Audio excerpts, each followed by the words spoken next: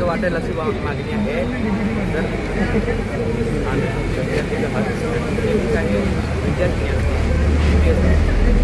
ही गंभीर पूर्ण ही बाब आहे हे तुम्हाला लक्षात येते का सर? मागच्या वेळेस काय बोलले होते तुम्ही 2च दिवसामध्ये सगळे अवेलेबल करून देतो म्हटले, विसर कशी पडते सर तुम्हाला? तेच नाही कळत आम्हाला. हे मुलीने सांगणं योग्य आहे का सर? तुम्ही सांगा.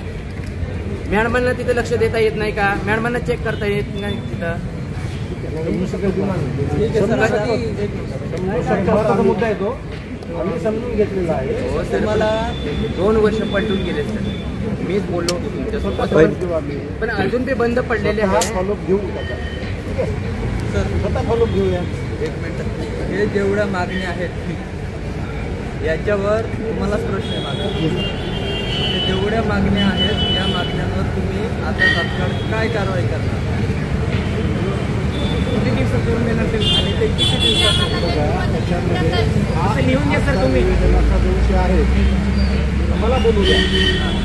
आपण तो सकाळी सॉर्ट आउट केलेला आहे, बरोबर.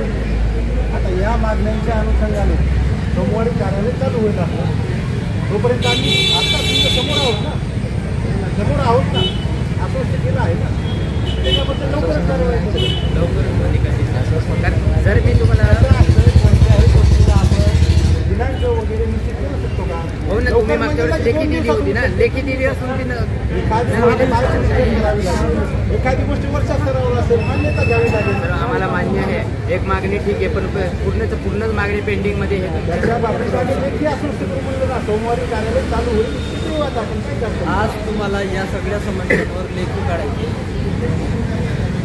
सोमवारी हे कार्यालय चालू होईल. ठीक आहे ना सर? जे वर्किंग डेचा जो आहे ते त्या दिवशी तुम्हाला लेखी काढायची आणि पुढील 6 दिवसात या सगळ्या प्रॉब्लेम्स आहेत ते सॉल्व्ह झाल्या पाहिजे. जर सॉल्व्ह नाही झाल्या तर विद्यार्थ्यांना एक प्रत द्यायची आणि मुलींच्या वसतिगृहाच्या मॅडमांना एक प्रत द्यायची. ठीक मान्य आहे का तुम्हाला? 6 दिवसाचे अल्टिमेटेशन दिलेले आहे. सोमवारी तुम्हाला पत्र येईल. कोणीही विद्यार्थी प्रतिनिधी असतील तिने ते रिसिव्ह करायचं. यांच्या कार्यालयाचं पत्र येईल ते आणि एक मॅडमांना जाईल. आणि ज्या मॅडमांना चार्ज दिलेलं आहे, मॅडमांचं काय नाव आहे सर? ज्या वसतिगृहाला चार्ज दिले त्या मॅडम गृहप्रमुख मॅडम त्यांना माहितच आहे ना नाव. माहित आहे ना नाव सर्वांना.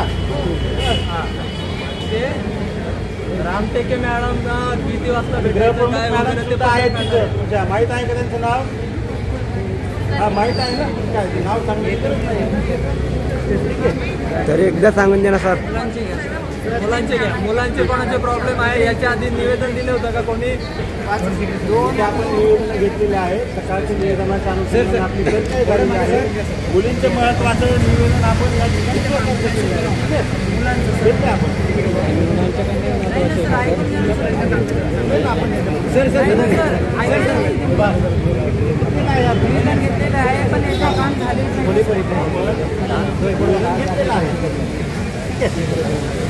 त्यानंतर दुसरा एक प्रॉब्लेम आहे.